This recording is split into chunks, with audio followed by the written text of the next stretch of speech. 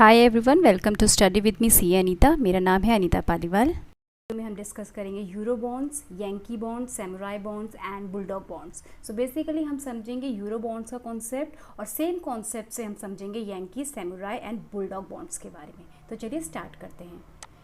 Euro bonds में आपको एक एग्जाम्पल से स्टार्ट करवाती हूँ। लेट्स सपोज एक कंपनी है, यूएस की कंपनी है, कंपनी ए, और वो कंपनी चाहती है कि वो इंडिया में आके अपना मैन्युफैक्चरिंग यूनिट लगाए, यानी कि वो इंडिया में बिजनेस करना चाहती है।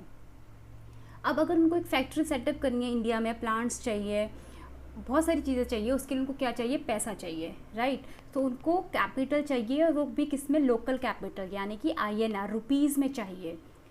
वो बैंक के पास जाते हैं इंडिया में, तो बैंक उनको जिस रेट ऑफ इंटरेस्ट पे लोन प्रोवाइड करता है, लेट्स सपोज वो बहुत ज़्यादा हाई कॉस्ट पे करता है। सो उसको जो कॉस्ट ऑफ कैपिटल पड़ रही है कंपनी को, वो बहुत ज़्यादा पड़ रही है। और रीज़न इसका ये है कि अभी इंडिया में वो जस्ट आई ही है कंपनी, उसकी कोई क्रेडिट वर्दीनेस इंडिया में है नहीं, तो इसलिए कॉस्ट ऑफ कैपिटल उसको इंडिया में महंगा पड़ रहा है। तो अब कंपनी सोचती है कि हम कैसे फ़ंड अरेंज करें। तो वो एक स्टडी करती है। स्टडी करने पर वो पाती है कि सिंगापुर में लेट्स सपोज बहुत सारे इंडियंस रहते हैं जिनके पास INR में करेंसी है। सो वो ये प्लान करते हैं कि हम सिंगापुर जाके यूरो रुपी बॉन्ड इशू करते हैं। यूरो रुपी बॉन्ड मतलब ये बॉन्ड्स जो होंगे वो रुपीज़ में डिनोमिनेटेड होंगे, राइट। यूरो से यहाँ पे ये कन्फ्यूज़न नहीं होना चाहिए कि ये यूरो करेंसी की बात करें। यहाँ पे जो यूरो है वो इंटरनेशनल वर्ड को रिप्रेजेंट करता है। तो कंपनी सिंगापुर में जाके यूरो रुपी बॉन्ड्स इशू करती है। सिंगापुर में जितने भी लोग हैं जिनके पास INR है, वो बॉन्ड्स को परचेज कर सकते हैं। सो इस तरीके से जो US की कंपनी है उसके पास फंड आ चुके हैं इंडियन रुपीज़ में, और वो भी उसको सस्ते दामों में मिल गए हैं। सो यहाँ पे हमने क्या देखा कि किसी एक कंट्री में जाकर, सिंगापुर में जाकर लेट्स सपोज बॉन्ड्स इशू किए गए हैं, लेकिन सिंगापुर की करेंसी में नहीं, किसी और करेंसी में। हमारे एग्जांपल में रुपी करेंसी में बॉन्ड्स इशू किए गए थे। एक और एग्जांपल देखते हैं।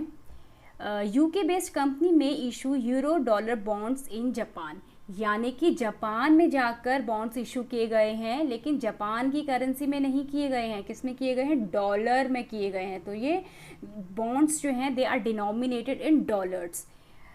एक एग्जांपल और, एन इंटरनेशनल फाइनेंशियल सिंडिकेट में issue euro yen bonds in Singapore. यहाँ सिंगापुर में बॉन्ड्स इशू किए गए हैं, लेकिन कौन सी करेंसी में किए गए हैं? येन, जैपनीज करेंसी में। So denominated in Japanese yen.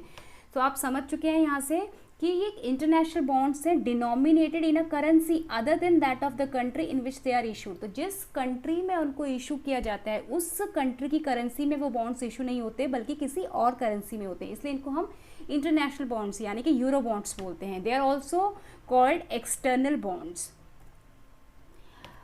तो ये तो था यूरो बॉन्ड्स। इसी कॉन्सेप्ट से हम समझ लेते हैं Yankee bonds, samurai bonds and bulldog bonds.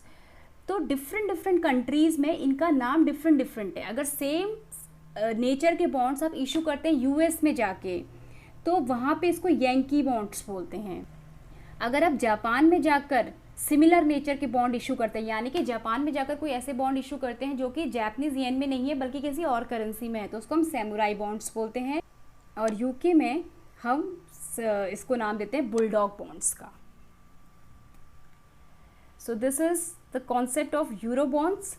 I hope this video is helpful for you. Thanks for watching.